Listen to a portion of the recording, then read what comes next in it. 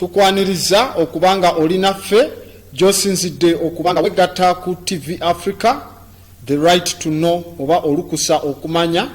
Olinange Grand Abbot da West Zulu eta nga tusinziridde wano Makindye okutuusaako programu yaffe eya Perception mwe tukwasaganya ensonga nyingi ez'enjawulo, era nga obadde musaale nnyo gwateekako terefayini eno ne programu eno eya Perception gwabadde ng'agigoberera era akyagigoberera atagisudde mu gguluka mu kaseera mwe tubeera nga tuli mu kusoma nga tuyiga ate nga tubaako ensonga zetufunira eddagala oba zetunogera eddagala ku mbeera yaffe nga abantu abaddugavu. Singa siruwa ekyo mu butuufu sandibadde nga ndi wano. Singa embeera eyatuuka ku baddugavu ne gye tweyongera okweteekako ffe bennyini, singa teriiwo nga teyatuukirira, nga tetwakka mu kiwonvu kya butamanya, mu kiwonko ky'enzikiza mu bwongo, nze singa siri wano, singa buli bintu byonna bitambula mu musitale nga bwe birina okutambula, naye obutonde ne bubanja n'abaana z'abanyaffe nga tuli munda nga tuva mu mazzi okufuuka olusaayisaayi ne lufuuka ekinyama, obutonde bwali bubumba nga bugamba ssebo oba nnyabo gwena ali ku terefayini awulira obubaka buno nti naawe kikukakatako. Abatali mu layini ya nsonga eno kukomyawo Africa ku ntikko, abatali mu layini ya Sankofa wenjogerera kati tebaliko ku TV, tebaliko ku terefayini, tebalaba program, naye gwatudde ali awo ali mu kulaba awandiika noti ng'akola research n'osomesa abalala, nze nkugamba bukeeredde oba waliwo kutandika omulimu ogwo, tandika somesa abalala. Era naddala mmwe ababeera ku programu zino ne mufuna information mwe ne mugitwala ng'ekyo oba mukiyita ekyokwewaanisa kyannaku nnyo. Bwe muva ku programu ne musoma bwe mufuna information ne mugenda eyo mubuyita mu bwakabaka bwammwe, nga muganda wange Kananga ngamba agenze mu bwakabaka bwe ne mukwano gwange chairman eyo ku byuma eyo bamakanike Mengo, Kananga wagenda mu bwakabaka bwe information yefuuka kirungi ffenna yaffe yabaddugavu, naye mu kifo ky'okubragingira ku balala mwe temumanyi kino kiri bwe kiti ne bwe kiti kyonna n'atabagamba source kyannaku, ate waabagamba nawe tabamalirayo nga ffe bwe twasomye ne tumalayo kyannaku. Teryagaana kwewanisa information, naye mu mbeera embi gye tulimu tetulina kwewanisa information, tulina gikungubagiramu nga wetusomesa abantu tubagambe bannaaye tuli banyuvu nnyo, tulina ennaku naye twali ku kino ne bwe kiti embeera eno okutuukawo wano. Ekitegeera tuleme gyewaaniramu, kubanga oli omusango mugamba okimanyi mu Abydos bwe wali template zonna kwe bazimbidde ennyonyi, is the first aerodynamic school on the planet kwe basooka okusomeseza ennyonyi, era ye wava omanyi aerodynamics y'ensoma ekwasaganya engeri ebintu gye bibuukiramu mu bbanga, binyonyi okuba ne airsaaka zinene oba ebisakiro ebinene, okubanga ennyonyi esobola okutambula olugendo oluwanvu nga teyeetaaga nnyo mafuta buli kaseera nti distance mpanvu bajongera amafuta, okubanga egenda nebeera nga ebbugumu ery'amafuta agali spent oba agokyeddwa ge gagitambuza ne galwaninga dynamo muze tuyita fuselage z'ennyonyi. Naye bwe tugamba nti agamagezi g'Abafirika atamanye nnyo ng'agamba kati ate akitegedde kitulumana nnyo tukanogamba kale laba we twali tutuuse tuddawo ddi ku mbeera eyo tuleme kukyewaaniramu bwewanyizi kubanga ezo aerodynamics oyinza ogamba omusajja byayogera kalayika mugwi wa ddalu.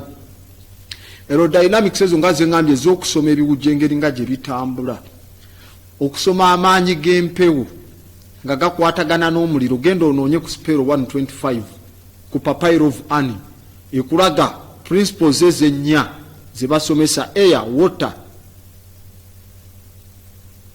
oba kye tuyita fire, electrolyte wamu n'ettaka, land. Ku ttaka kwe kumera emiti mwe bajja ennyonyi. Noonya ennyonyi ya iPad man ali ye lwaki nemenya in Cairo museum okirabe template kwe bakopye ze bayita UAV, unmanned aerial vehicles, naddala ze bayita M2 Reaper drones. African technology n'ennyonyi zonna, kubanga Africa baamanya nti aerodynamics zino empewo gyekoma okuyita mu muliro eyongera amaanyi, ekintu ne kyeyongera okutambula ku speed eya waggulu. Kyovulabe eno ze muyita engine z'ennyonyi, empewo eyitamu buyisi bwetu masekati bibanga ebiwujjo, buli weeyitamu neekwasaganya amafuta gali eri ne spending nga ennyonyi yeeyongera speed n'okugenda olugendo oluwanvu nga teyeetaaze mafuta malala. Ke kakodyo kennyini kebokyesa tanuulu z'amabulooka. Nti kyova olaba bazimba bulooka neyimirira nga bazimba tanuulu ne bateekayo ekituli wansi, nagamba gwe jangu njagala mmwe abalowooza nti ekibalo kye musoma kituufu. Waba temwasoma ze bayita Chronicles of Apollonius, you don't know mathematics, nga musoma bino ebya Backhouse gwe bawane namba mu kitabo kye neemulema. Tusoma pure 1 pure 2 Garcia temuli, soma Chronicles of Apollonius and then you can define what a circle is. Oba tosobola, you don't know any math. So kati era woba oyagala kugamba nti omanyi njagala bakuwopanga ebbulooka ezo ez'amanda eno bbulooka za tanuulu esigalemu ekituli wakati zireme ggwamu zokyebwe njoke nkukkirize nti omanyi ekibalo kino kye bakusomesa, naye oli ataagendayo nga kyamuzaalibwamu munda amanyi ogipanga. That was the African, kubanga genetic code ye erimu ekibalo. Era mu kwekenneenya mu mbeera eyo yonna nga bw'olaba tanuulu we bagikola ne bateekamu ekituli wakati ekyenku z'omuliro, empewo buli weeyitamu bwetu ng'eyitamu eno gyeva n'eri amanda tega omuliro enku tezigwawo nnyingi, ate omuliro gwongera okwokya ennyo buloka ne zijja amangu ne bakubako n'akadongo noganga tebongeddeeyo, naye singa baggalawo eri mu maaso kitegeeza mujja kukuma guno guzikire mwongere omulala guzikire, kye bayita okulufiweringa buli kaseera ennyonyi ebeere ng'eyimirira ku masundiro g'amafuta. Kati that is the art okulekamu ekituli, empewo eyitamu buyisi, it supports burning, netazikiza muliro. Kati omuliro gwo ne gusigala nga gusindika ki? What kind of energy eryomu? Kinetic energy. Nebeera and then kinetic energy ne influencing the potential y'ennyonyi okutambula.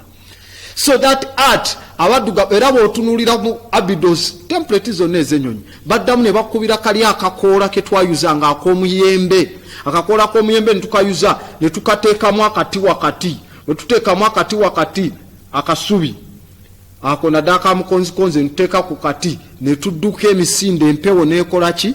Neddusa. Ekikulaga omwana omuto omuddugavu wadduka n'akasubi ako nga kataddeko akakoola k'omuyembe nga kakola ng'ennyonyi. That is the code emulimu munda eya aerodynamics, kubanga twakikuliramu kirimu ffe twakiyiiya. Now when you go to Abydos nowekennenya zonna ng'oziraba n'ogamba wow, Abafirika bakikola batya? Tekyetaaga kizimbiramu, tulina kukungubaga tugambe twadda tutya emabega. Ati ono tetukyamujjukira. Drone kwe bazizimba, submarine, flying saucer, buli kimu. So tuve ku kye tuyita personal reason, tubere ku kye tuyita human reason nga ffe abantu. Nsonga ey'obuntu si ya sekinoomu, wadde nagamba nti okulwanirira eddembe kutandika with the minority and the minority is the individual. Kati oli waba tasobola kulwanirira ba individual, tasobola kulwanira bayita ba minority. But personal reason is admittedly a major asset evaayo neyeegattako ku bintu ebyetaagisibwa okubawo we admit tuchikize semaja personal reason nga gwe omuntu, but take away human reason and we would exist in a world of utter ignorance and perpetual darkness. Singa tujjawo obuntu olw'ensonga y'okubaawo ng'abantu, tuba tujja kuba mu nsi eyogerwako ey'obutamanya era n'ekizikiza ekitagambibwako. Kyova olaba tuleeta ensomesa eno eya African Shishata System okuva mu Tanehisi, okuva mu Tameri na Patata Seti civilizations zonna nga tuzekenenya tuconnectinge tukomewo wa tubireete ne mu bulamu bwe tusobola omanya nti wamma amagezi g'ennyonyi tugamanyi kuva buto, kubanga sirabangayo bazungu badduka nga bakola ki mubakutta akasubi ako bakatadde ku kakola. No way. Tumanye where kite zavaawa ani yayiiya okozesa those hydrogen balloons ne walala. Who bani abasooka ozikozesa tuzekenenye. So now in all those tuba tubuuza ekibuuzo, is life so dear? All peace is so sweet? Obulamu bwa nyanya bubukwatako nga bwatika? I don't believe nti kyekyo kuba enyanya ogikwatako teyatika anyway. So but is life so dear? All peace is so sweet? Oba emirembe giwooma nnyo so as to be purchased at the price of chains and slavery? Because you want life, you become purchased. N'ogulibwa ku muwendo gw'enjegere n'obuddu. God forbid it. I don't want to be that. No way. That's not the African way. I know nze manyi abafirika bonna tumanyi. We know not the course, or we know not what course others may take. But now for me, give me liberty or give me death. Mpedembe lyange ly'obuddugavu oba mpa okufa. Because I need the liberty. A tree of liberty must be refreshed from time to time with what, Grandabot? With blood of patriots and tyrants.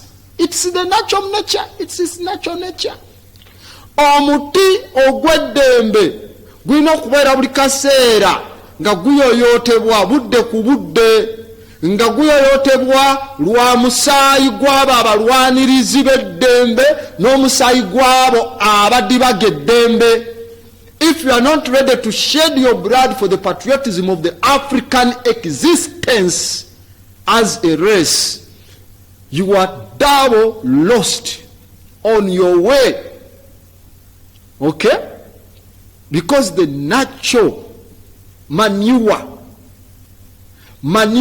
ekijimusa ekyobutonde abantu okufuna eddembe buli kaseera kibeera kiri refreshed, kiweweezebwa buli kadde ku budde n'omusaayi gw'abo abalirwanirira abatuufu ewamu n'omusaayi gw'abo abalidibaga. Your freedom to education, to right education, your right to know. Nga TV Africa wegamba, the blood has to shed of the tyrant ewamu n'ogwabo abali ready. So the greatest challenge of the day is challenge eriwe kisomooza ekiriwo ekyolunaku, how to bring about a revolution of the heart. Enkyukakyuka tugenda gireeta tutya ey'omutima. A revolution which has to start with each one of us.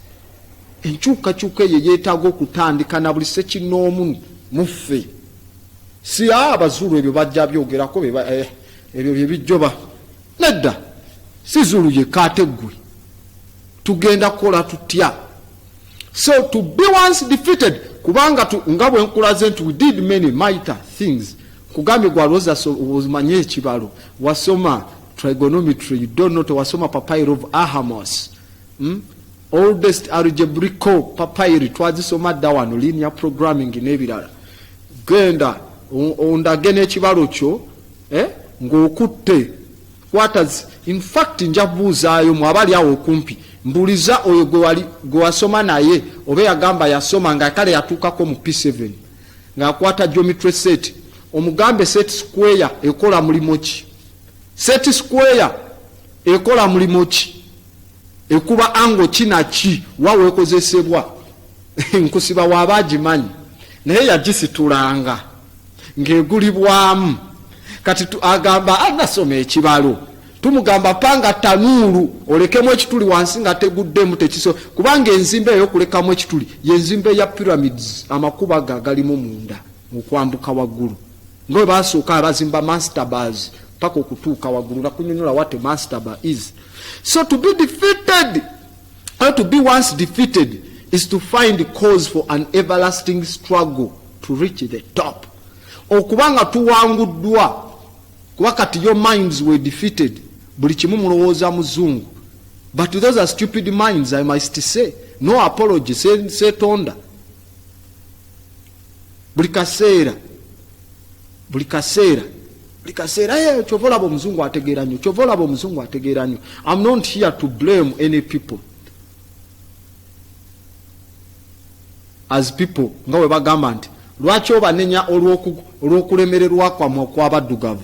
Ayogera that point you are very very very ignorant. Kyovola batugamba tewaliyo muddugavu yenna alina kuvaayo kwogera mu maaso g'abaddugavu wadde okwogerera olumbe wadde embaga n'okusoma amabugo.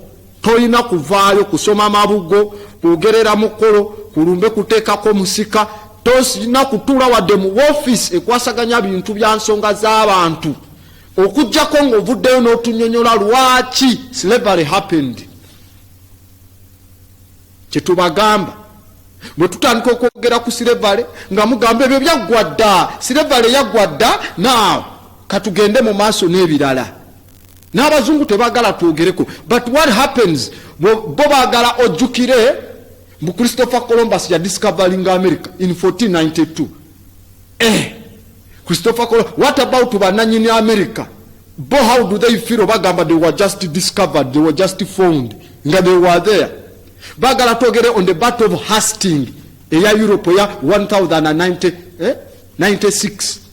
Okay, bagala abatugamba nti ebyo byayitedda kati tugende mu maaso. Bagala tujjukire omusaayi gwa Yesu eyayika edda ku musalaba emyaka ejedda according to their concept.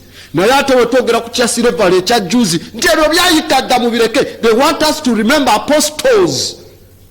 Ebbaluwa y'omutume Pawulo emutume. What about us ku story ya slavery? Era avayo n'agamba ebya slavery byayitadda mugambe foolish. Wadamu nakuolezaamu Richard amusaamu, you tell him garbage. Tomanyi nakyoyogera. Never discuss ideas that are full of maggot thoughts. When I say maggot thoughts, that's the color of the white whatsoever entity. Nothing white that is right. Tujja kubanga shaka. He killed everything that came in sight that was white, and it wasn't right. Everything. Remember when they told Shaka Zulu, bamugamba ogenda kuochebwa mu muliro ogw'amaanyi, like what they did to the Panare people. Mujukira the Panare Bible nga njisomesa wano, how they changed the Panare in 1973. Nebakolera Bible yabo gamba the Panare killed Jesus, ne bajjamu Judas Iscariot, ne batekamu kabaka waba Panare. Recently the Catholic Church, with all its programs of mind manipulation and mind control. So Shaka Yoba Mugamba, after his great father Chetswayo Kamampande Zulu, my progenitor, Mazok Babate yat terrible one of Visalandwana, Wamugamba, oja kuochebwa mu muliro gw'amaanyi. Yabagamba, waffe bannange omuliro tugulya kyamisana. You are telling me I will burn in that big huge fire in hell. Tell me where fire is, and then I will go and feast for lunch. Kende ngulye ngecha kube waffe tugulya buli. So they want us to remember Easter. Bagala tujukire Easter, the Tamuzi syndrome eyaleetebwa ani? Anathias, you remember Tamuzi syndrome ngatusomesa. By Saint Anathias, a fool, a Roman bishop fool. Let me be clear, a Roman bishop fool. Why do I say fool? Because mu mwaka gwe bagireeteramu tumaze council za Chalcedon eza 450. Kati bagireeta mu myaka gye batandise ogi incorporating in 472 AD oba CE. Abayo nakola statement, I have moved as I have traveled all around the world. Tinga wayetolodde okwetoloola ensi yonna. Traveled all around the world. Ndabye abantu bonna basinza nga basiiba tikijja kutukola bubi naffe mu Africa naddala mu Alexandria kuba nti tubeegattako kijja kulaga tuli ba mululu. Tanatuuka Madagascar. He has not gone to Australia. He has not gone to Tasmania. Because the British went to Tasmania and the Tasmanian massacre. They killed the last people, the black Trunguni. Everywhere a white man has been, he has not been compatible with the black people because he's a devil. Evil. Identify the devil. Then you shall know who you should clad against. You should know who you should deter. Mwambale. Bazita terminal high attitude area defense systems. Is after to just take a spiritual thirds. Is it taboo? So a man agamba the whole of the world as I have traveled around the world. He has traveled around the world. Galileo nasomesebwa abaddugavu nti ensi around. Naleta idea mu Vatican nabagamba the world is round. Then the ignorant Vatican entities nebamutta because nti ensi bo babanye eri flat up to 14. I told you to 1432 Irugines yabayamba okumanya nti ensi weyafuna map na navigating apaka okujja mu Africa zitwalisomeseza on University of Salamanca. Then a fool says I've been all around the world. Around the world he has not been in Japan. On their map says that Ptolemy nothing. Genda page yange olabe wolo yange ya the West Zulu eyo map eri mabege ya Libya Tos of Libena, one of the ancient cartographical medieval maps. Nothing. There is no New Zealand. Tekuliko Iceland. Then a full Nabena Gamba been all around the world. So they want us to remember such a fool. We have been Roman Catholicized to Jukire Saint Athanasius Day. Saint Aga. Then we took our days, how they dehumanized us. Mubisera byebakwatanga a black male. Bage abatunzi babaddu abasiyazi we bagulanga abasajja abaddugavu nga balina ne family zaabwe ne babasodomizing nga ne babayita emabega nga n'abaana baabwe balaba batabani baabwe bamaama babakyala baabwe. You don't want us to remember that. You want to remember somebody who was caned 40, not even 40 strokes of a cane. If he had existed scientifically. Nothing. No whip. Mwagala tujukire D-Day, Decision Day, June 6th, Normandy landings, Armistice Day, French Revolution. Why? So temuyina, nobody should dare open a mouth ayogerera abadugavu nga tasobola kunnyonnyola lwaki kyabaawo. Because we babayo ne bagamba nti Silevale yatandika ne bakabaka ba Africa nga batunda abantu baabwe. That's what they teach you foolishly. Now we know those and you. But remember, slavery happened by the Europeans. It was a slave trade amongst themselves. There was no African chief. But where does the concept of African chief wejira? Mutugambe the African chiefs bebabatunda. What about abazungu banamwe bebatunda? It means you have been enslavers. Nothing. But anishinga fe kuchawa system yaffe. The geopolitical system of the African way. So, brothers and sisters, it is better to die on your feet than to live on your knees. Chisingako, no fira kubigerebyo, you stand for Africa. Kulwayo, muchifocho kubera ungo, likuma vivi bulikasera. Ngabi budgeti bya mawanga, bulikasera. Kuma vivi, bulikasera kuma vivi. buli kaseera ku maviivi emusaba African Union eri mu kusaba UN egifunding budget UN ngebagamba funding budget ya mu African Union mutuwe olukusa tuteke bases mu Africa we bateka base mu Africa nga batandika okusima resources nga balwaza abantu bamwe nga babakungulako cotton n'ebyobugagga ebya zaabu bakomyawo cotton nga bamwandise ke number numismatics nga dollar the devil's mirror but then they fund you with your own cotton all the time begging. They should be castrated since they have not done anything. Those are not the lions of Judea. Simple Goma za Yuda. You know, when they speak about Judea, they speak about Ethiopia, Cush, Abyssinia, Judea. Okay? So, you must train harder than the enemy who is trying to kill you. Black people. Mwino kukolamu okwetegeka ne mukajuza okusingira ddala omulabe abalinze okubatta ate endowooza zammwe embeerawo zammwe n'endya yammwe okuwumula kwonna mujja kufuna mu ntaana emibiri gye gy'owumulira naye emyoyo gijja sigalawo nga gigamba we fought for Africa kubanga system enkadde zonna bagganyo zikusomesa kyovulaba tufuna obudde ne tujja wano ne tusomesa era nga lukusa lwa butonde olina osomesa ebyo abatusookawo bye bakola so that oconnectinge oleme kubanga obula oleme kuba on your knees because it's better to die on your feet than to live on your knees. Okay, buli kaseera abafirika tuwesabire nnyo kuva emansi oba ne mapeera wale nyo okuva oba ne mapeera something like that. I don't want to know their names anyway.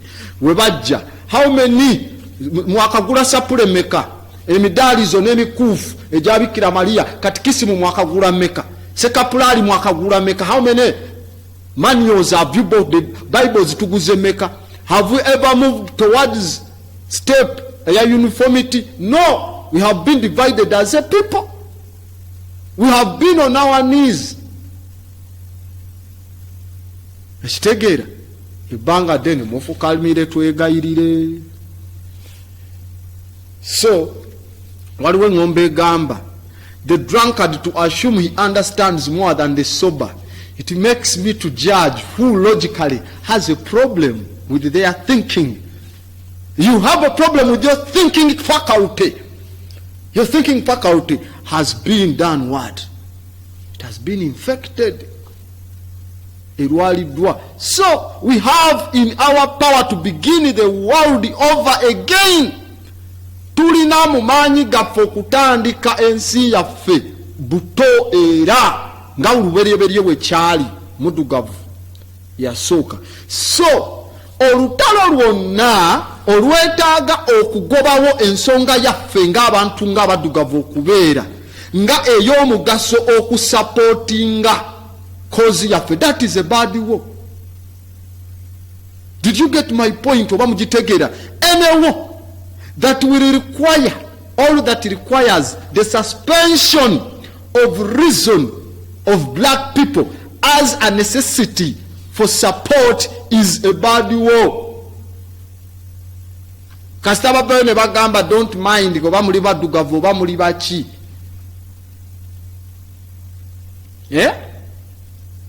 That is not temufaayo papa kati yabakulembera. Balonze papa n'obuza gwe balonze ddi akalulu. How? Ekisinga okwewunyisa for you ogenda mu Vatican ofuna akalulu okulaba nga balonze ne papa oyinza n'okuba wano nga omwakulembera oba ekitebe kyawa oba diocese yawa ne batakukkiriza ne bataku papers zo ne babeera processing. We are waiting processing your papers. Naye oli kasita aba ne passport ya European Union ng'ali mu Italy asala busazi. Now, though Vatican is not part of European Union, but it's a country, so long as you are Italian. Bajja ne bayeyiwa mu St. Peter's Square ne balinda balangirire papa. Omuddugavu okujja alabe nga balonda papa olina okusasula visa bacekinge pepawakawo ekyewunyisa mu Italy bo ne mu church tebawaayo nga mweno ezo ez'endobolo kwe bakuba akabonero ka that woman ayambadde kimosquito net ebyo nga bye mwagala okwambala on your wedding day okubuzaabuza ekivundu ekibi like the Europeans how they used to wear them ze muyita kadaali in the mosquito net with it is not fair. It's not fair. Golujja bagamba nedda temufaayo kasita kadino wa mu Uganda. Nebo ne bafuna ewalala Kamulenga aleeta abangi n'abateeka mu conclave n'abagaliramu mwebyamwe byakusooka kuteesa ko tetujja bawapopu muddugavu tetujja kola ki so that war tetwetagamu no kasita fenna tukiriza mu Bikira Maria kasita fenna tuli accountable. We don't need you to bring such arguments anywhere that requires the suspension of reason of black folks as a necessity for the support of ourselves into that war. That is a bad war. Kasita babanga they are suspending. So if you haven't confidence nga toyina buvumu mugwe owangulwa emirundi ebiri mu lwokaano lw'obulamu naye kasita oba n'obuvumu n'okumalirira mugwe owangudde nga tonatandika na lwokaano lwa bulamu kubanga kye tulina omanya amagezi gafuga ensi wabula obutamanya bwe bwetikka omugugu gw'ensi. Intelligence rules the world and ignorance carries the burden of the world. So if you are ignorant, carry the burden and follow him on the cross. Go to Gethsemane, Golgotha. Go to Golgotha. Carry the burden of ignorance. All have the intelligence to rule the world.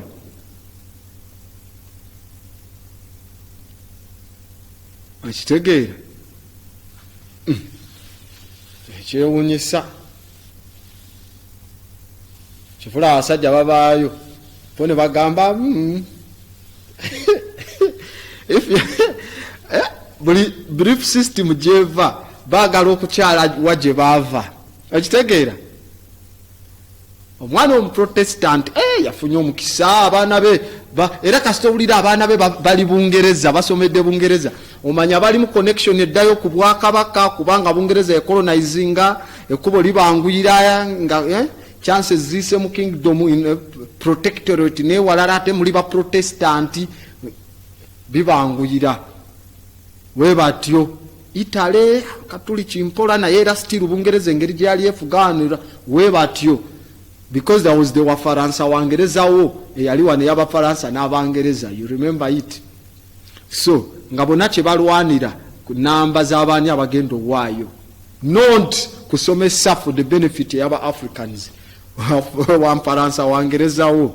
So kati mwena mwagala gende if the Abangereza the Saxons fought with these are what these are Visigoths by the more German. The Vandals are the Germans. These are Visigoths, Italian, the Agians, but not Agians. Agians were black because the original Romans would be black. These ones just came in. These are new kids on the block. They are not the Etruscans.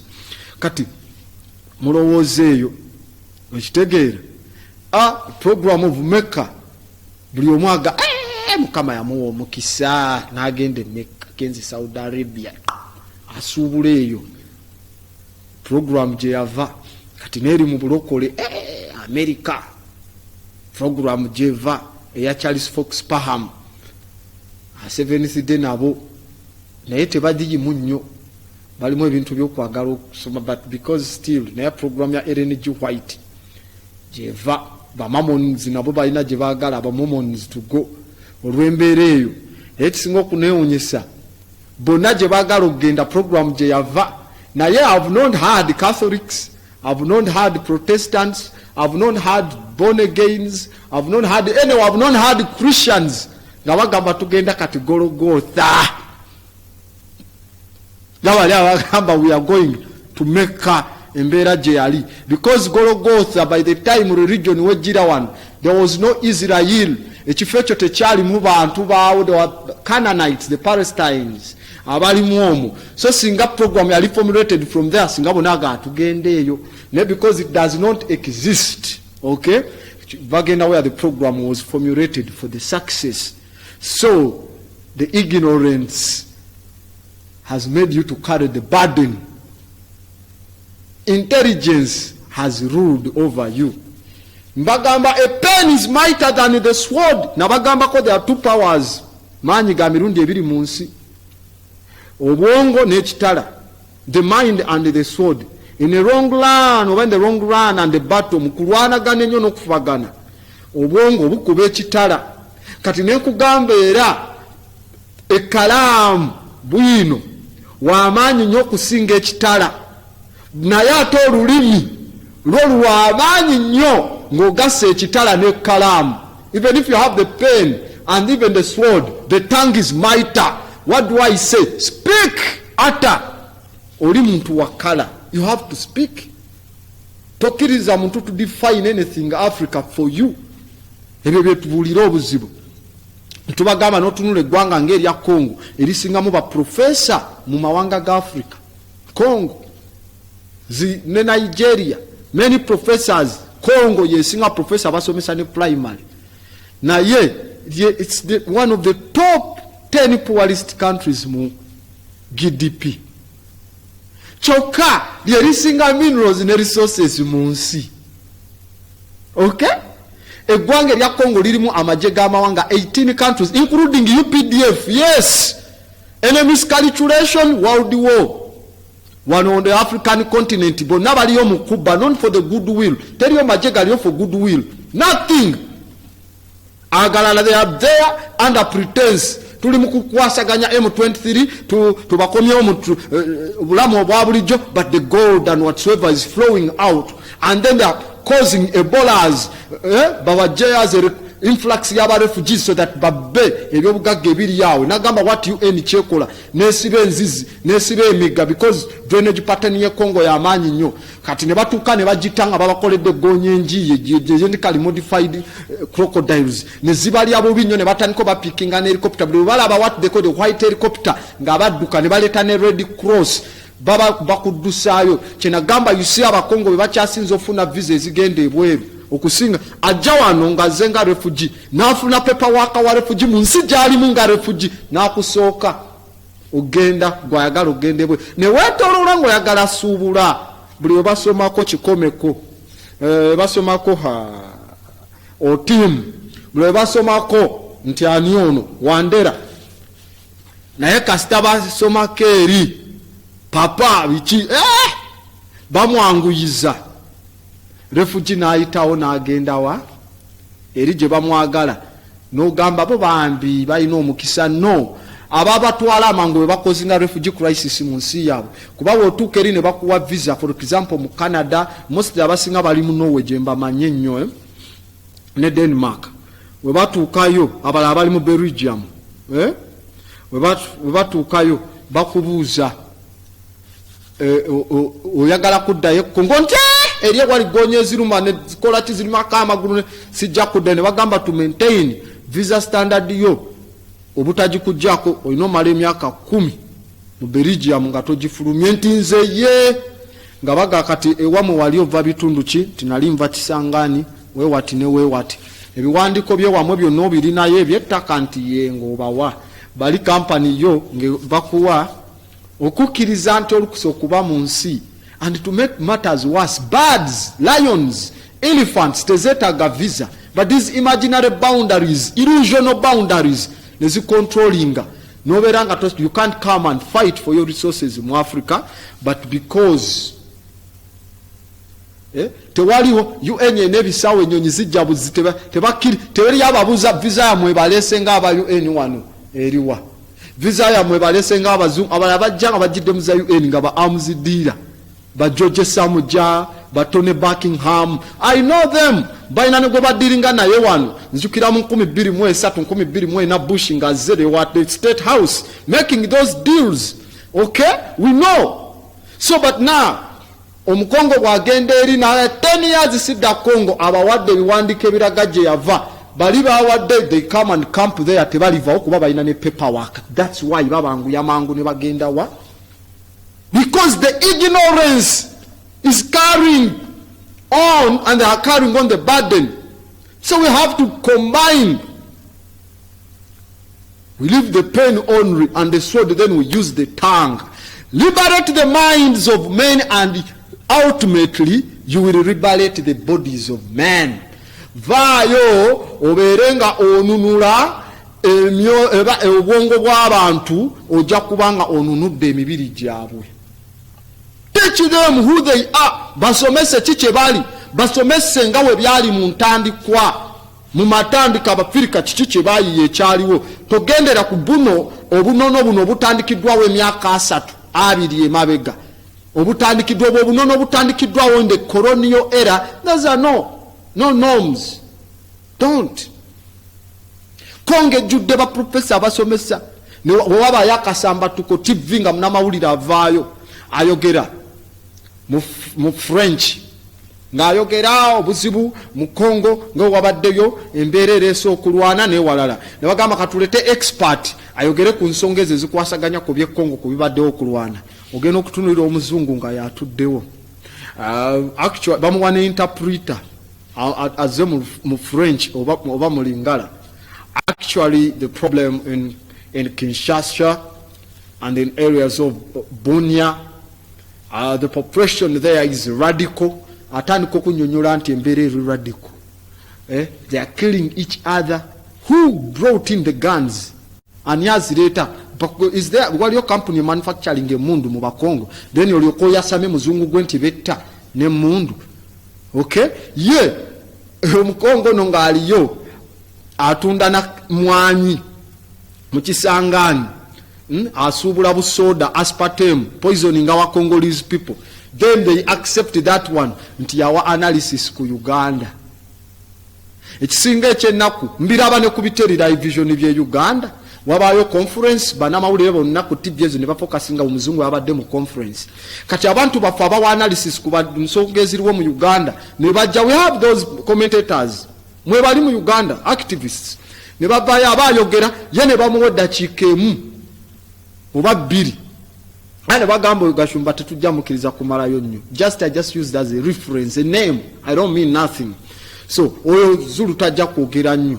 Oyo Dr. Kibula Nkuba tajja kwogera. No. Ne bamuwayo dakiika 3. Kati olumala conference badde kwata ku nsonga za East Africa ngaffe. Olumala ne bagenda ku muzungu yabaddemu n'olaba amaalo. Negative self personality disown kuba namawulira abaddugavu ababagamba nti basoma.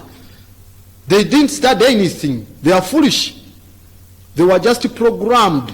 Okay, those are programmed Negroes. Okay, those are Negroes, house Negroes. Na kwata microphone omuzungu atabadde na wano banga lyonna atayina na byalo byasobola kunnyonnyola nti ekyalo kugundi omukulu ye yali asingako bwati yazikibwa mwaka guli naye yayina ettaka eryaleeta dispute ne bamuwa eddakiika 6. Zulu ne bakuweewa tuwulirize ebya Zulu katuwe n'omulala. Omuzungu atayina kyamanyi. Munamawulire ayongera n'omubuuza, so what do you think again mbokulaga TV yaabwe ina dead minds. You at this time can only be destroyed by ourselves. Okay? You mwe mukaseera kanu tusobola kwonoonebwa ffe bennyini. Our people have destroyed us. Nze biseera bimeka, you remember in Fort Portal bansibira nfe. And how can you speak about that? Akulembera chachi ye virike y'abakatuliki, you know. N'avayo n'agenda ku radio emu eya VOT n'agamba ezulu tujja mutomera wekiba kineetaaga mulinnya aveewo tajja kulumba waka wa pop like that, defending a fat white man who doesn't do anything good about African people, wabula okubabba obubbi, pretending to kiss their feet. Bano Salva Kiir abakisinga feet, in the other hand nga bali mu mbeera y'okutwala abeeyi ne Hegley because they want to control Gama Arabica. So why? So at this time can only be destroyed by yourself. from within or from without, munda muffe oba mwabo abatatuli munda muffe abava eno.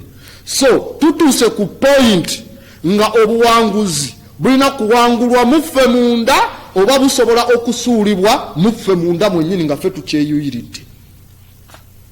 Tetujja biwuliza bye basomesa ebyo tebinyuma, temuli mu break ya music, tayogera ku garbage. Okay, nabagamba if you can't handle perception, get kwate ndagiriza wala switch, genda olabe TV endala. This is not a mandate. Okitegera kyabayite balondemu, not the vulgar many. Okay, ate abali musomesa abalala. Let's be effective. Katuberenga digits zino tezisobola kuba wano, but let's fold the black power fist and we hit, and once we hit harder. Tewekubya. Okay, now njagala nnyo ebintu bya psychology owa Africa, naye embeera gye tulinamu ya buzibu nnyo. Let me make this statement, kanjikole bulungi nnyo mu Luganda ne mu lulimi lwe mugamba olw'abaasoma, kubanga kimu bibiri olugamba nti olw'abaasoma naye ng'okumanya ennimi si kibi, kyongera n'okulaga nti oli mutegeevu. Omukulu omu ku mukutu gwaffe gwa Sankofa, omukulu ayitibwa Ndawula, yayogedde n'agamba nti n'owulira oli ng'omugamba nti omwana wange asobola okunnyonnyola omuzungu mu lulimi n'amunnyonnyola mu French n'ategeera, naye ate omuzungu tasobola kudda mu luwaffe okuluyiga kimuwa obuzibu. Oli nti n'agamba nti olwammwe talina kyalwagaza, era nammwe bwe mutyo mwogera abatamanyi nnyo. Waaba olulimi lwaffe talina kyalwagaza, ensi yaffe aba ajagazaaki? Kubanga obwongo bwabwe bunafu, tibuyina ennyukuta ze butasobola kwatula. They have a problem ne tongue rolling, okay, ze batasobola kwatula. They have not learned how to speak. Abantu bakamala emyaka emitwalo 3 okwogera tebannayiga, ogoli mu myaka bukadde, so kyobola olubiro lwetalanga we lweyagala. Naye olinagamba nti olulo talina kyalwagaza. Why do they have to pay an interpreter? Lwaki waba talina kyalwagaza kye kimuleeta mu nsi yo? Lwaki ayagala ate mu abogera olulimi babajjamu byajjamu?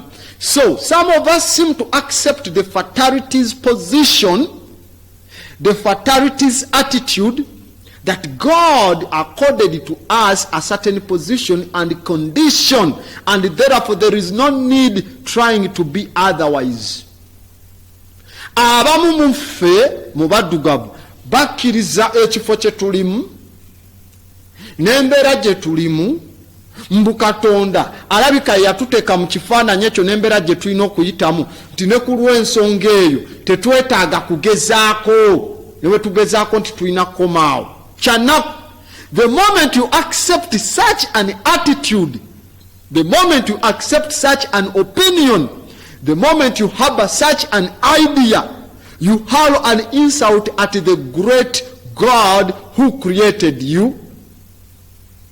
That's Mother Goddess, but you question her for her love, you question her for her mercy. So you insult ovayo banga avumye ne nabana ya maamawo nti alina kuzaala muntu alina kunyigirizibwa, alina kuzaalibwa nga to accept. I told you a baby azaalibwa alina atheist, a baby, because man created God. Okay, it's man who created God. Man has given conditions and characteristics that humanity of a human being to God. Bagamba God felt bad and God saw it is not good. Katonda naye changa. You see, that is called anthropomorphism, giving characteristics of human beings to God, to a deity. Now what happens? Kastovayo, you insult your mother's womb. Mbuye yalina kuzaala gwe obonaabone. Ye yalina kuzaala gwe. You have not thought about your mind. So those fertility positions, n'endowooza ezo, we don't need such people. So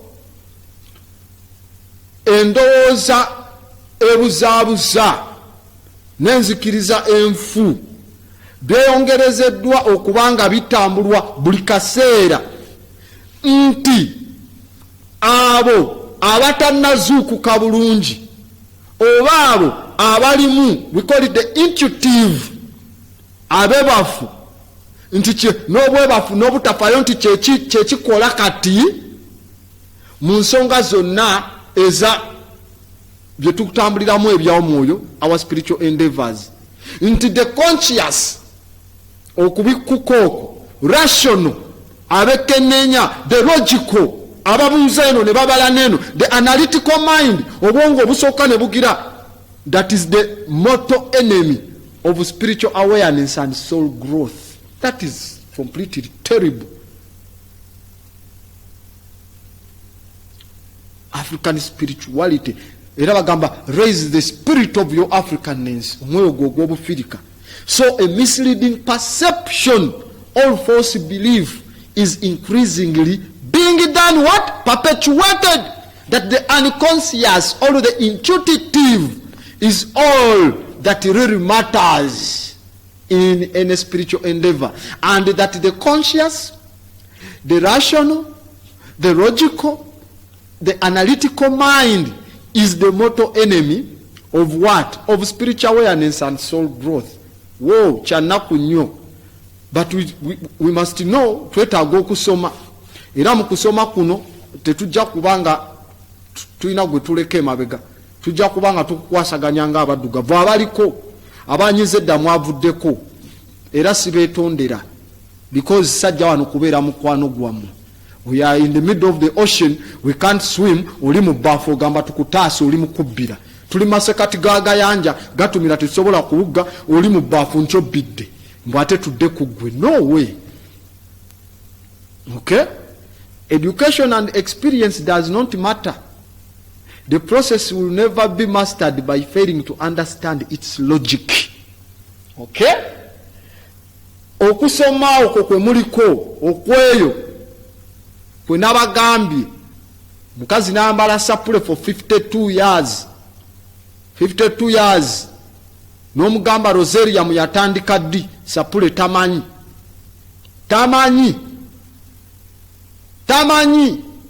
They don't know. N'omulundi neki n'ogumu n'omubuzambulira amasakaramentu gatandika ddi? After the Council of Ereset ne bayiyawo sacraments mwaka gwa 2005 ne bagamba nti kati Yesu ye yagalekawo n'obabuza gatula temubu.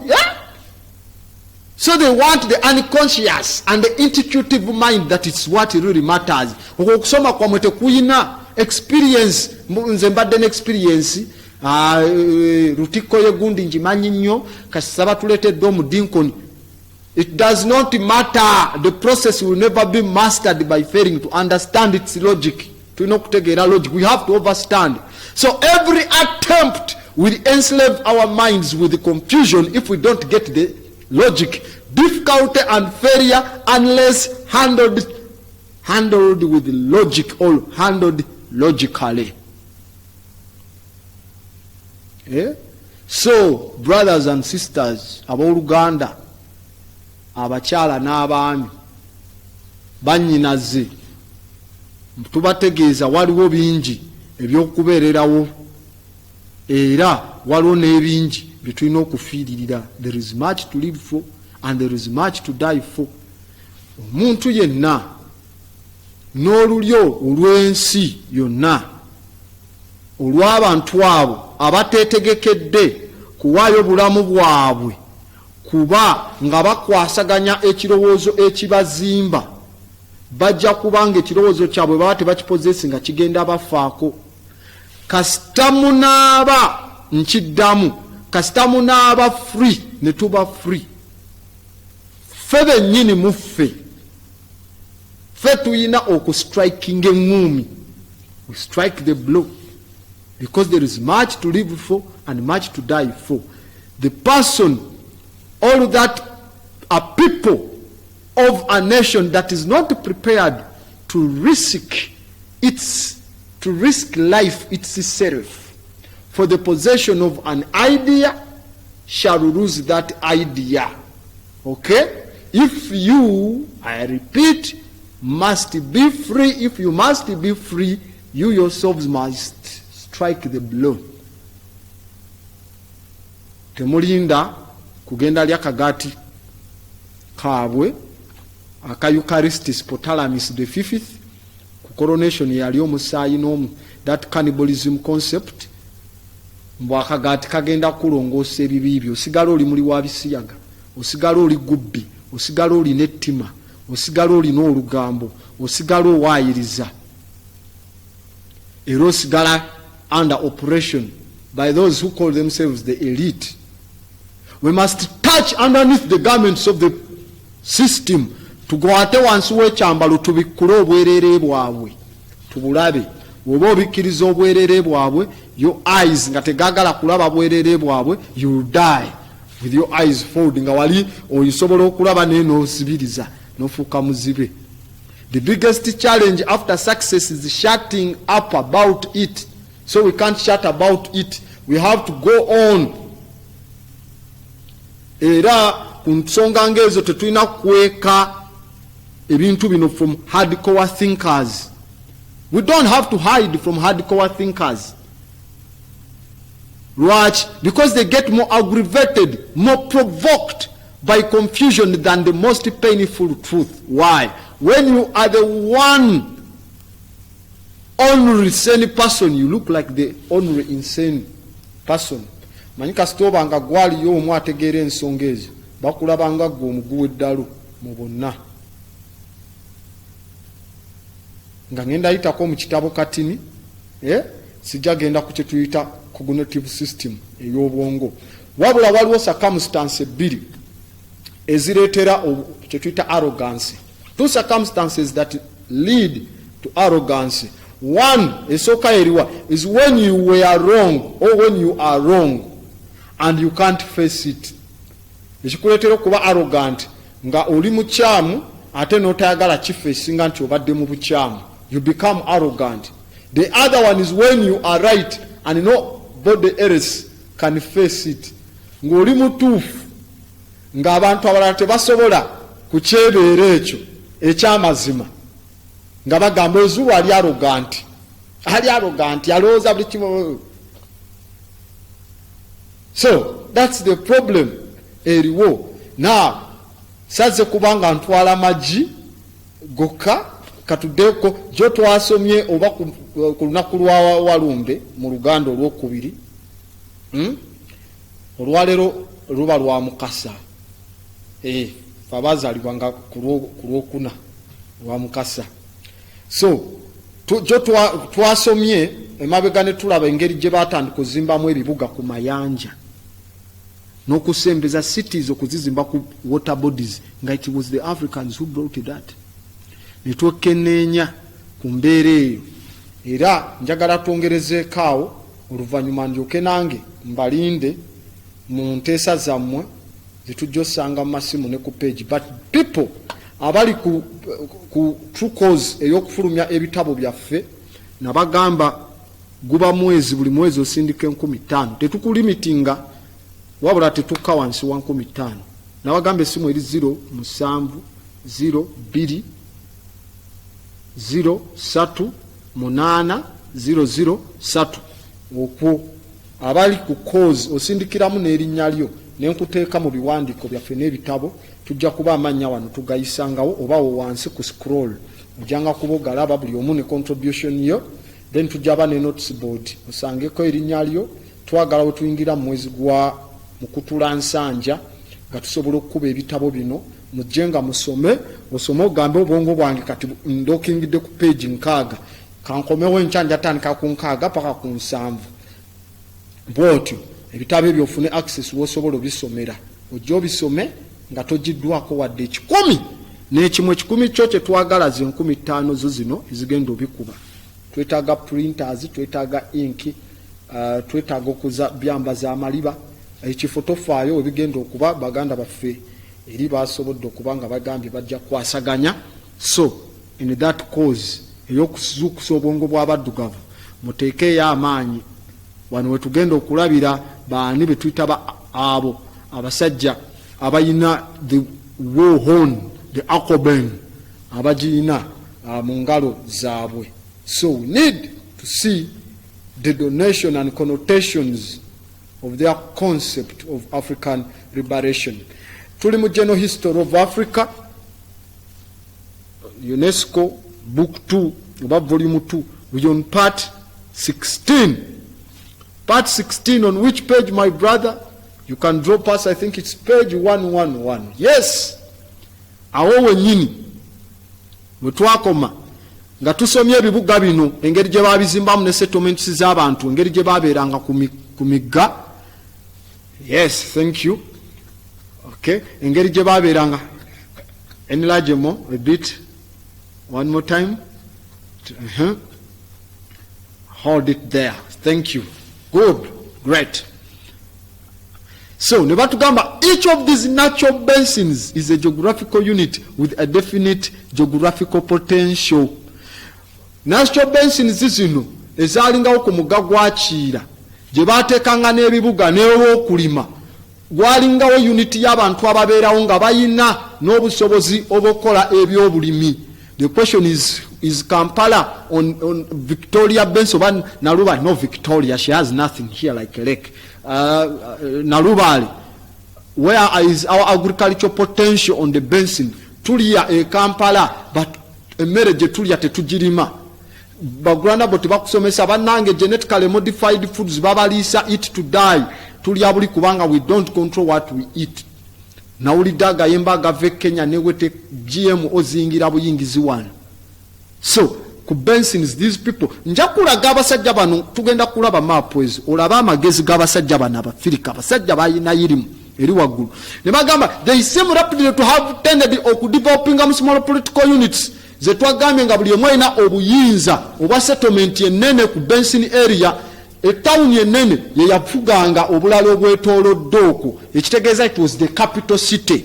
Gye bazimbanga buli mugga we gwakoleranga basin ne bazimbawo ekibuga ekyo kyekyabangako political whose total diet became that of the entire community. Eyalingawo nga Katonda ne bagamba nti abaveeyo bapata, abeeno bakepra, abeeno Amon, bali abara. Yakwasaganya ku kino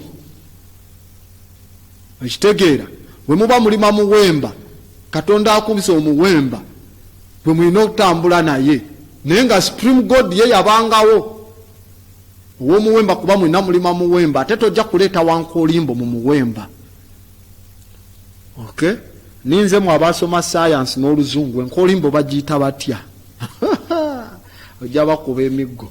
So ne bagamba this was probably the origin of the norms that emerge already formed at the down of the historic period. Asajja ne batandika enkola y'okuzimba ebibuga, embeera y'okweyisaamu n'empisa ez'okweyisa ne bagamba weeyise nga munnakibuga kubanga o adoptinga embeera y'abo abakweyo basin be bamanyi amazzi galinyadde gakkaddi biki ebikulaawo. Ne bagamba there certainly a very great geographical contrast. Waliwo ekyandibadde ekyenjawulo ekyandi mabagamba compare and contrast. Kati waliwo enjawukano masekati eyitibwa Upper Egypt. Upper Egypt yeyeeno eno yonna mu Uganda okukka yandibadde eno. Then lower yeyeeri wansi eyeeri eri ku Mediterranean Sea. Ne bagamba the said, okay, Upper Egypt ene yaffe eno lowa yeri wansi omugga gye guserengeta gye gukka. Ne bagamba bagisegmentingamu oba yakutulwamu mu busuccessions obwalimu obufa obw'enjawulo oba obuntu obutinitini obwali nga buli well defined natural basins. Eno yaffe eno ya apa eno ya waggulu eno ng'ovudde eri ng'oli eri mu Cairo mu Giza mu Heliopolis mu Hikupta mu Sais kati okuva mu Fayum yambukira ddala Abu Simbo, Kanaka, Raza, Valley of the Kings, Sakara, awo wonna wonna, that is upper. Tiyalina natural basins. ne bagamba Lower Egypt eyeyo eri wansi ewali the delta where as it split gye yagenda nekolanga emikono the delta omugga gye gugenda ne gwasamira. The river itself cut the soil mu units za omugga gwe gwasala mu units ezo nga za njawulo era nga zirina embeera ey'enjawulo distinct character than nga tezifaanagana ng'eziri eno mu Upper Kemet, Juba wa Merowi nga we tujja okulaba Thebes nga we tujja okwekenneenya ku map. Omugga eno gwayawukanamu n'eri embeera nayo neyakukanamu nga bwefaanana. Tugenda kusoma lwaki. Ne bagamba it should be recalled, kiina okuba nga kijjukirwa kiyitibwe wano here that the traditional term ekigamba Upper ne Lower Kemet ebyo tubire era Egypt biri employed are fallacious when employed for the period of the pharaonic states formation. We byaliwo nga states zitandika tewaliwo Upper Kemet tewaliwo Lower oba Egypt. Ebyo bizze kumanya kati mu mbeera eno. Bring that map and we see what do we mean. Ancient Egypt eyandibadde eyina Upper ne Lower Kemet. Wemutunuli, I don't think these people are they going to see that map really very well. Okay, wemutunulira, do you see the map on your left? Ngamutunulide screen. On your right, tuli mukulaga digital structure eri mukulaga wa civilizations jeziri. Now, wetuvayo ne twekenneenya ku mukono ogwa left.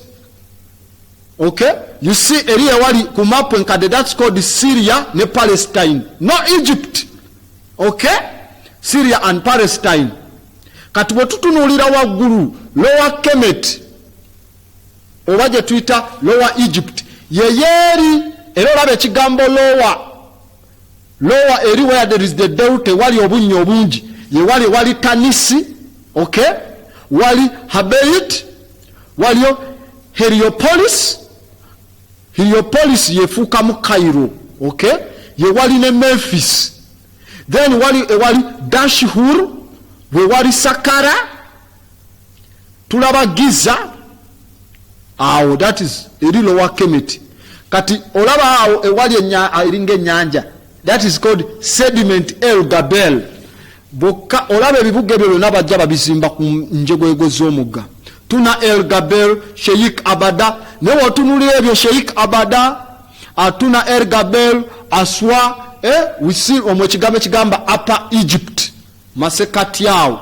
Wobo obubuga obuddako wansi obungi ewali Abydos, helicopter gyonna gye bazikolera amalwaliro gonna gye bitandikira. Ewali the Valley of the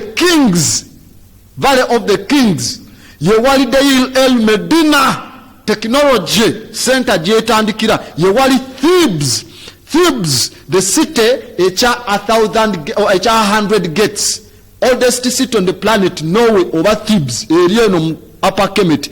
Yewali Edifu okujja paka mu Nubia. Kati eri ku digital map gyolaba bye bakulaze wano ono gundi gyolaba ya Pharaoh Tutankhamen oba Tutankhamen wapointinze nti ali mu cataract, omugga we nagamba weguwetera ne guweta obwongo bwagwo gwalinga ogugamba bagusere gukomewo. Remove the word TV Africa, that third of TV Africa for a moment.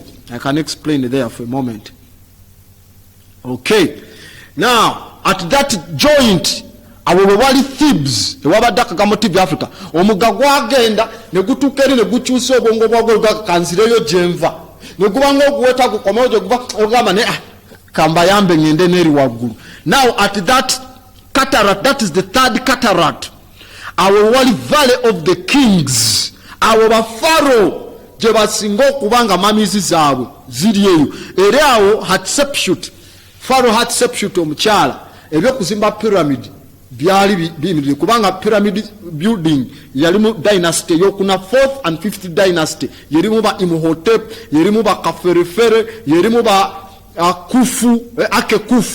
Aket Kufu, mwe muli ba Rakafre, mwe muli ba Meneruka, ba Menkaure, mwe muli ba Shechem, mwe muli Baguni na Ferefere eyo. That's the 4th and 5th dynasty. That's the pyramid age. Into that now jebaita the Middle Kingdom. Okay, kati wano wetujja wewali Valley of the Kings, ekiko ky'abakabaka, yewali Thebes, olaba ne kolomu zaayo wano ku nsonda ya TV ku mukono gwa ddyo, gye bayita modern day Laza oba Lakza. Waggulu yewali Amana, that is the capital city mu biseera bya Pharaoh Akhenaton. Amana n'olaba ebibuga ebyo nga bwe babizimbye bakubyeko busaako, tebakireetera ddala ne bazimba ku mugga direct bwebba. Lwaki? Kubanga Abafirika baali bagezi nga bamanyi human activity eyinza okwonoona omugga, the water body. Ekibuga bakirekangawo naye nga amazzi tebagasemberedde nnyo nga bagalaba nga basobola ogasika ne gajja. So that singa basemberera ne bazimba kuli mulimu abajja dumpinga mu waste products n'ebintu ebirala, balekanga nga bamanyi there is reason to leave the water source to breathe. Okay, tofola tebabitekangako direct like the Europeans who are ignorant, like how New York is. Okay, so tebabitekanga wao nyo direct, balekangawo akaganya tisinga amataba gajja amazzi tegagenda kumala gajje gayingire mu bantu mu mayumba gaabwe, balekeyangawo space ey'amazzi we gasobola okweyagalira. These were mighty thinkers. Bayiyo okuzimba okuwandika ne wala erijo labagulu eyo gye nkugamba eyo lion mwe temugitegeera gye bayita Sphinx. That is a weak name, Sphinx. The Africans never named it Sphinx. That's Horemheb. We accept Pharaoh like Jedefra. Bwotunulireyo kyetegeeza nti if you disturb her human nature, chovola waliyo omutwe ogwa human, that is like a woman, the animal nature comes out of her. Kasita omukyankalanya ng'ava mu buntu ng'afuuka ensolo, kingdom animalia. When you hear the conquering lion of Judea and whatsoever, tewaliyo ene crucial structure ya lion anywhere in the so-called Israel. Even the name Israel bali ba mu Africa is kitegeza place ya fertility eva mu ayitibwa Isis is, then Ra, supreme god Ra, then El, creation, the place where the black god of fertility created. They stole it also, etymology. So underneath wagamba, in the present state of our knowledge, mu magezi gaffe aga bulijjo, let's go underneath. So tulabye upper and lower jeziri Kemet, tujja kuddamu tuzetegeze mu maaso. Let's scroll down and we see. Bagambye mu magezi gaffe aga bulijjo getumanyi ku pre-dynastic cultures, nagambe pre-dynastic nga tebanatandika nfuga ya Nyiriri eyo mu gye tuyita Upper Egypt yali teyeeyongerayo mu maserengeta okutuuka mu kifo ekiyitibwa El Kab. Tujja kuba tukikulaga. Yakomanga mu mambuka ag'okumulirwano mu kifo ekiyitibwa Fayum. Now get El Kab and Fayum, be taken in the courtroom of your mind. Okay, keep them in the memory bank ey'obwongo bwo. Use your thinking faculty. Kati tugenda kwekenneenya wa ewalala wekiri. Ne bagamba political center eya Upper Kemet. Upper Kemet yene ekomawo paka eno mu Uganda. Kigambibwa political center ali elocatingiddwa mu kifo ekiyitibwa Nakada mu basin oba mu kiko ekyenyigamu eky'amazzi we gakuŋŋaanira ku mugga mu bifo bya Thebe, in the Theban basin, ewali ekibuga ekisinga obukulu mu nsi yonna. Okay, Oldest said, don't tell us about Babel.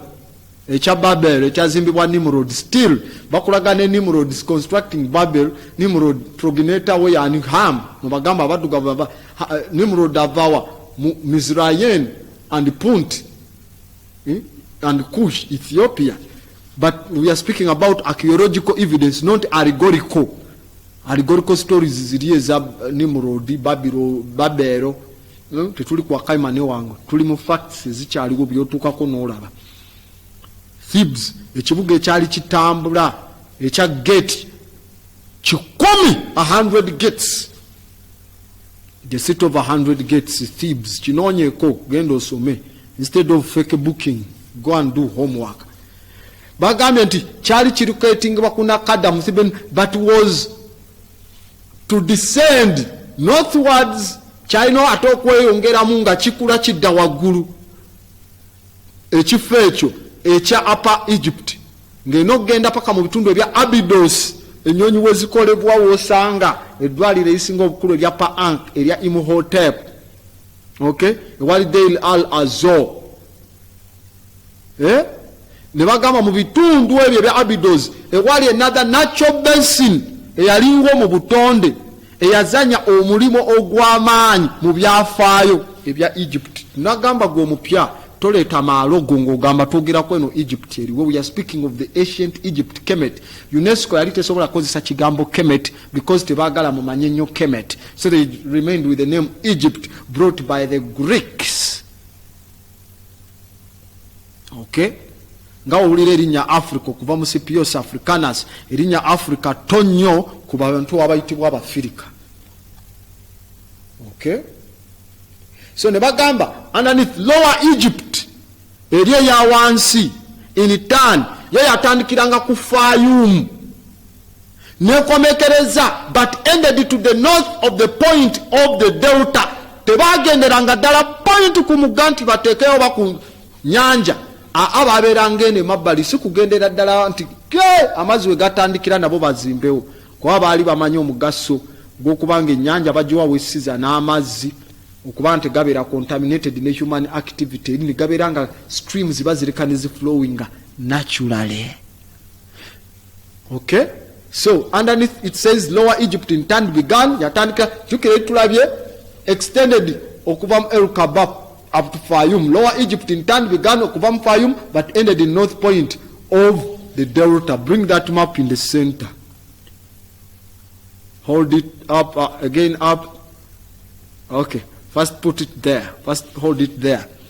Botunulira kyebali mu kwogera bagambye nti Lower Egypt in turn yatandikiranga mu Fayum nekoma ku north point eya delta. Mulaba Fayum weri, mulaba ewali ekifaananyi eky'engo oba empologoma n'amagulu, that is Fayum. Waggulu ewali pyramid eza Giza ez'essatu zenagamba eziyimiridde mu munyenye eri waggulu gye bayita the Orion belt, Orion constellation, the 3 wise men from the east. Awo we bakijja, those are the 3 wise of them. Ez'essatu zebagamba as it is done in heaven let it be done on earth. Nga munyenye esatu we ziri waggulu ne bajjajjaffe ne bazizimba wansi ku ttaka. Eyo esooka mu maaso nga bwe zigenda ng'otunudde waggulu, eyo yesooka eya Menkaure, eyo empanvu ennyo eya Akekufu, eri endala yeyani yeya Rakafre. Those are the 3 wise men from the east. Those are the as it's done in heaven let it be done on earth. Okay, basi constructing like in a trinity manner. So Fayum evaawo neeyita mu Giza ewali Cairo n'ogenda paka ku Port Said ne Alexandria eri ewali Mansa Mathiru, okay, Ismaila ne Suez, Cairo awo, that is Lower Egypt. Kati bagambye Upper yali eva mu Fayum neka mu Minia Ben Suisi, that would be called Ben Hanisi, okay, now bagira Ben Suifi, ewali Asoyuti, ewali Shong, ewali the Farafara Oasis, the Farafara Oasis yewali wansi ku mugano ogukyukisa obwongo bwagwo ku cataract eyo. Eyokusatu yewali Lazza, ewali Kanaka, temple ya Kanaka, the mighty temple of Kanaka, yewali Esana, yewali Eri, the high oasis, yewali Kaga, yewali neyo temple yenene jolaba eya Pharaoh Hatshepsut, yewali Edifu, yewali Komombo, the mighty Komombo. So bweweke n'enyengeri gye baplacinganga ebibuga byabwe tebatekanga nti direct wali eri mugga, balekangawo space ey'emabbali. As we scroll it down, eri on the Mediterranean waliyo Hagada, Safaga, Kwashe, Mashal, Aram. All those are ancient African cities. Underneath wansi wali Abusimbo ye wali war museum eno kati bagita Lake Nasser nga bajukira Abdel Nasser Gamal. Okay, but war museum in Abusimbo eyo ye Usama Amen Ramesu Stephen Ra oba yitibwa Ramses II eyo. So Bagambia once, although we have little information about its extent at so ancient an era, it seems certain that it did not reach the sea. Lower Kemet yalitetuka kunyanja, not the sea. They don't want to suffocate the sea. The Bagamba, its center yali located mu kifo ekitibwa Cairo eya Heliopolis. Bolaba no gamba balabu bazimba Cairo Heliopolis oba Heliopolis bagisangawo. They went and chiseled ku temples zonani pyramids ne baziwala katako omusenyu ne granite to construct their mosques. So Nawagama, in this Kurado eya pharaonic Egypt, the Thousand Basin constituted the force at least equal to that of the north. Eryanyi lyalinganga lyenkananga eryawa eryomu mambuka. South yayina eryanyi nga liringa eryagala okugwangala n'eryomu mambuka. Ne bagamba and the force eyo yali structured, was better structured, okay, mu Thousand Basin. Nagamba thanks to the individuality of the basins composing it. Twebaze olwabo basekinomu, the individuality of the basins composing it. Ne bagamba we can thus readily ne kulwa ensonga eyo tusobola okutegeera nti China okuba nti waliwo confederation okwegatta okw'amaserengeta province nga owulira the confederate states eza US, the confederation in the north and the 1,000 states. Now confederation ya 1,000 provinces ezeno okuva mu Fayum okuyita Abydos okukeno mu Abusimbo Kamu to Merowe Juba Kirira ddala eno nti 1,000 provinces finally zeza imposing a cultural unity, zezaleeta okuteekawo okwegatta n'okuyigiriza ennono ez'ekiko on the valley. By doing what? By subjugating the confederation of the north provinces.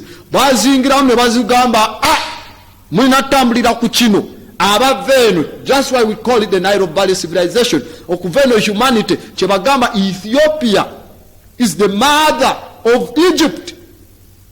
The oldest daughter of Egypt, of Ethiopia, is Egypt. About Cush's daughter, Kemet. Okay? So, northern provinces, originality yazo, no, yali less marked. Cut the thousands in Zija. Then they took over. See what they caused. The civilizations in there, Anatero Rumba Masim. Put it there on the center. Waguru tulabayo gye bayita Rosetta, that is a city gye basanga Rosetta Stone. Rosetta Stone tetwetaaga giddinganamu kuba twagisomesa dda. Wali ne Alexandria the Great Library awo yali eri mu Green Belt eya Niger oba ya Happy Delta oba Kiyira Delta. Nile is too weak and it's a recent one. Wali El Mansula tulabaawo Masekate wali Heliopolis wali Cairo ne Giza yewali we bakusongedde pyramids ziri we ziri. Waggulu eri wali ekiyitibwa Mithura. Saqqara wansaawo kumpi era n'omugga. El Fayum eryawo. Then ne tujja ne tulaba ekyo ekiri ku El Fayum, that ekyolaba ekifaananyi ekyokubiri ku mukono ogwa kono ng'otunuulidde terrifying, that is Ben Hanisi. Bakakensi eyo. Those are called the rock tombs eza Ben Hanisi ez'amaanyi in the western desert. Eri olaba eri gye bayita gye batuma St. Catherine Monastery ye gye nali mbategeezaako, that was attacked by when the Africans crossed okuva from Mbale crossing up to Kenya and then joined with people in Ethiopia ne bambukira waggulu and then made the war to attack in 1042 1242. AD oba CE, constructing the temples. Kati the Christians call them St. Catherine Monastery because of the Orthodox Christianity jebakopa from Ethiopia. Chovola wa Italy yalwana nnyo olutalo ne Ethiopia because origin eyenzikiriza they would think bajibamu Ethiopia, they wanted to quash it down in Chigana. So the Africans went and took that one, bazimba structure like those ones in Gonda. Okay? So, one Eastern Desert, tulaba yewali temple eya Hatha. Eyo jolabao, kumpi Red Sea, the temple of Hatha. Kati eri yawo in Dendera. Kati omugawo guwetera kugambye, that is lower, okuvira daleri. Ku Fayum. Olaba Fayum ekomeri ku Kadamu, kali nga ku green waguru. Now okuderi waguru, that is lower. Lower Kemeto ba lower. Egypt kati okuva ku Fayum okudeno, that is upper. Kati daba aba upper bebaleta civilization yoziteeka kuberi waguru mu lower. Okay? Kubanga eno ba masters jebali yewali Abydos, yewali Deir al-Bahari. That is called the temple of Hatshepsut. Erije nabalaze yewali wano mu Medinet oba Habu yewali jebaita the Cross-eye of Memnon. Ebyo bibumbe byo bulabe bibiri ebitudde, those are called the Cross-eye of Memnon. Ebijukira Agamemnon, the greatest general in the Trojan War from Africa. Okay, yewali Esina, yewali temple ya Kanaka. Scroll that map still, we finish it underneath as I wait for phone calls. Okay, yewali eyitibwa Rameshiam. Now Rameshiam yeye wakati kola bako wakati mwemuli ebikwata ku Pharaoh Ramses. Yewali ne temple ya Pharaoh Ramses eyokusatu. Yewali temple eya Horus erimu Edifu. Yewali jebaita de Karabasha temple eriko structures zizimbibwanga eziri mu Timbuktu. Okay, yewali bili mu kifo kitwa Karabasha ku Aswani Dam. Abusimbo wansim Abusimbo erao yewali temple eya Ramses okuri the war museum. Temple ya Isis eri mu wansi Maserengeta Karabashi. Yewali temple eya yewali temple ya Amon Ra. Yewali ne temple eya Kanaka. So from the lower they would go and civilize the people. Awali mu upper. Take away the map. Let's see what is happening with the book, with the number studio line. Muja kusobola okubanga mutu kubira ku 0753 1932 nkaaga okutujja okubanga tuyita kwenja okubanga mpitanze okwata esimu zammwe namwe okwogerako ne Grand Abbott wano ku TV Africa mu program eya Perception.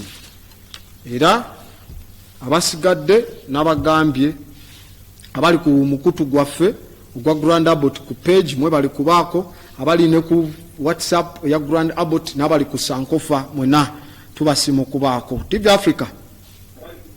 Hello Grand Abbott. Esebo twogedde nani ono? Ono Kyomuhendo nkubidde wano Busega. Esebo mukulu Kyomuhendo.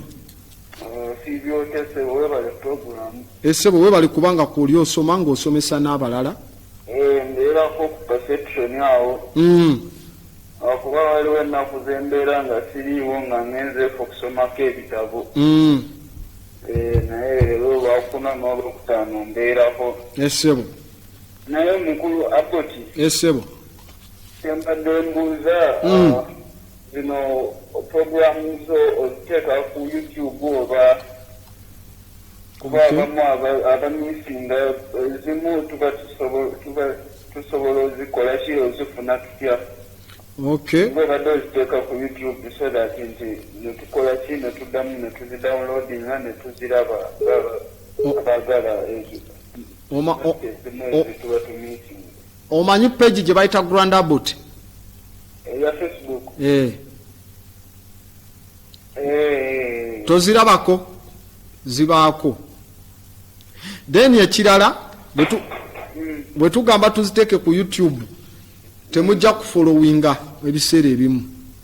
Kyova olaba ne repeat twazijjawo ekiro nti temujja obudde buno bwe tulimu bwe budde abavubuka bwe babakwatiramu obwongo ku biti by'ebirala ne mubeera mu biprogrammu bya music n'ebirala kati either mulondewo mulabe music oba mulabe perception kati tujja gamba katubateereyo ayabadde alaba music emisana alabe ekiro perception no revolution ene ya African yetaaga kubanga ffe tugibeeramu kati mu abalala beetaaga programu ezo tuvula twetaaga ziri 5 mujjanga zisangawo oba si kyekyo ojja buzine flash nojja n'okima programu eba ya 15 bulijjo oyagala Okay, 15. esebo ne flash yo Okay, kale webale program kale ashe webale kubanga kuuli ashe oyabadde mukulu ky'omuhendo ku mbeera bwekyo so munange studio line eri open munansonyi waba message zammwe nammwe nziraba TV Africa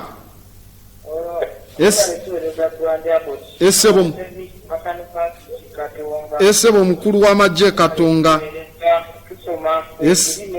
esebo naye kati kyembadde nsaba maps zino ba ku TV tuba tetuziraba bulungi simanyi oba abalala bakifuna naye ebigambo oba amannya g'ebitundu tegalabika bulungi ku maps ezo naye oba ku mapu ezo kati oyo producer wo yalibadde ng'agaziramuuko ewantu webabeera nga wotuuse okupininga naffe nekikola ki namwe ne mu bulungi kuba ebigambo ebyo tetubiraba bulungi oba amannya g'ebitundu ebyo esebo kati nzijjeebwa nze kirinyingi ezezakingira n'enzifuna maapu zino nja zikuweereza buweereza tujja kwogera nzikuweereze kuba togenda zifuna ngenda zikuweereza buweereza halo okay mugana wange makanika Katonga avuddeko maapu nja zikuweereza oniyo WhatsApp nja zikuweereza njafuna engeri gye zikuweereza kuba tojja zifuna ngo nagamba mineral map ya Uganda enkadde nga bakoloni yakubwa mu waludiwo nga balaga ebyobugagga byonna njirina naye ebyobugagga bituddeko bingi okay TV Africa halo TV Africa enyabo gye baliko twogedde naani ono enyabo nakibuuka enyabo twakuleka dda maama ennaku nga 2 weyongera okusoma wonna wootandikidde tandikiraawo kale naye tusabira naawe ongera kukwasaganya okay nze wendi tewali tabu wetuli tusoma webale bonna bayigiriza abakyala bonna bakuŋŋaanye eyo abawala bonna bakuŋŋaanye kale tweyanziza nyawo neyongera okusoma ashe TV Africa halo TV Africa yes oli live ku TV Africa twogedde naani nze bampita Magala esebo mukulu Magala sebo nkuwulira bulungi mukulu Magala teesa tolinda kwewulira ku TV nze nkuwulira mbadde ndi wano njiraba nga ndi interested nze ndi member wa Sirofo esebo tulwana na mmere ate mumulwana na ndowooza tukwatagana twagala okwongera okufuna ebintu ku masimu gaffe ngoba tuli ku WhatsApp abakola kuba kigenda weerereramu abantu asinga tubatukola twagala okutuweereza ku programu nga bwe zijja zigiringana tumanye ebyafayo tutegeere naye omwami yatuddiremu essimu kwetuweereza 5,000 okay simu tugenda gikuddiramu esebo ashe TV Africa halo TV Africa halo TV Africa oyo agenze katukwata ono TV Africa halo twogedde naani esebo gyendi sebo gye baliko esebo Esebo tubagala nnyo abasajja baffe mu barracks. Nabiko jama ule mbono omwani yali ebura wa Ethiopia. Hapa baga mambo yetu kama kumunana kaka munana. Dala bakuni abazungu bamuwangu. Hapa tamtakanywe ngamuka baga mambo omwana yafa na kunda munana. Eka ni bolo baza kundi zimelize zali mu museum mu British. Nani anyagala kumanya nsonga baki ono mwana bamuwamu.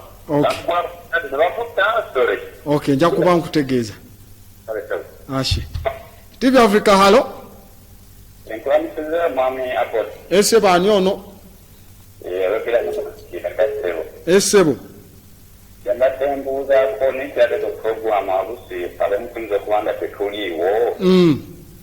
Ngoba tesobola okufuna kale nga kinozibaani ngakuuku ndaba asinze tubeerera ekyangu pozifuna kiba era abasinga bazikima waggulu eno ku TV naye ofuna flash n'otwala n'ojjamu kopi zonna z'oyagala. Nekirala kyembatenduza mukama wange Esebo ezensiiza North Africa zaali z'abaddugavu kubanga bazonna zonna ezisinga wali basajja abeeru. Wakatandi programu eno girabidde ebbanga lyenkana ki? Kale nkanise mwezi gwa munaana twakasomesa emyaka 10. Kale zaali z'abaddugavu zonna naye tofaayo tujja funa programu zino mpola mpola ojja kuba obitegeera. Kale ashe alo TV Africa. TV Africa, halo. Halo, oli mu kwewuliriza ngenda kujjako. Halo, ani ono?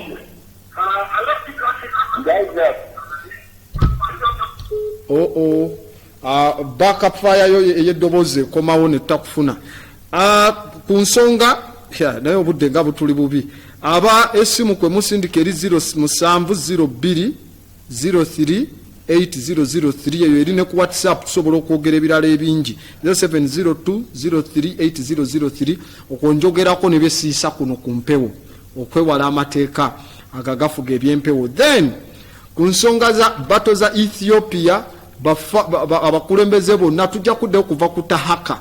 Sagala kutandikira mu nsonga z'aba Menelik, Baras Makomonene, bani. I have to take you nebaze udutu bonna mubamanye abakyala ab'amaanyi ennyo. So tujja kukola programu eno mwe tuli mu General History of Africa tujja kuba tubinnyonnyoka, tujja kubanga tubitegeerera omwo mwennyini.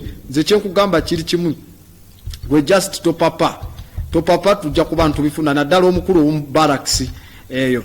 Grandabot please is Chomuhendo from this one is Chomuhendo from Busega. This is my WhatsApp, please. Okay, we shall add you. Ku nsonga bwekyo wabula tugenda kuba twongera okusoma obutambi tujja bufulumya page muzibereko iza Grandabot ne page ya TV Africa ne kusimu eri 0702038003 WhatsApp. Then tuyisane contribution ekinewunyisiza abasinga bwe mulabamu amanya mugamba nenga teri mumanya ga Grandabot sina fingerprints zange mu government eri mumanya kuliko Dennis Muchunguzi mu Joyisa, so don't think it's another person's number. So yeyo kwetujango kuyita abasinga bagamba twandibate tuwa abasajja balala nga si bawana. So we are Africans tujja kubanga tuyitoko kulwa bulungi bwa Africa tujja kweyongera okusoma ku mbeerezo asajja baffe ab'omumagye eyo tulina emisomo gye tulete ja military science nga TV Africa webadde ng'egikola ekimaaka ababaddeko emisana mwalabye na Dr. Kihura Nkuba ali ku high command ekimaaka. Tujja kweyongera okusomesa nammwe tubeereyo mu bantu baffe mukolere nga security yonna eyetaagisiza dda kuviira ddala ku food security. So for the greatest good of Africa, obulungi bw'ensi yaffe Africa era ne langi eno ey'omukisa, the badge of honor, tusinkana olunaku olw'enkya. Ashe, Black Power. Wherever you go,